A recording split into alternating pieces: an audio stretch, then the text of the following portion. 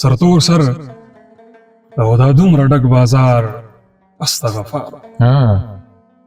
توبه پښتنه پیغله او دا خار استغفار دننه په بنگله کې ژوند ته وګوره خانجي او مړه د بنگلې دا څوکیدار استغفار ډېر خیا دا تورې څانګې مړاوي پاڼې زوړند وجود اوس دا د مړه غدنګ چنار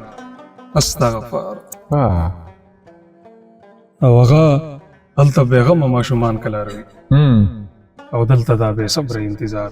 استغفار یو خواته د دې خان دا دومره ځمکه او جایداد او بل خوا دا کمزوری زمیندار استغفار توبه دومره په ځان باندې مین خلک هم شته توبه دا په ګنټو ګنټو سنګار استغفار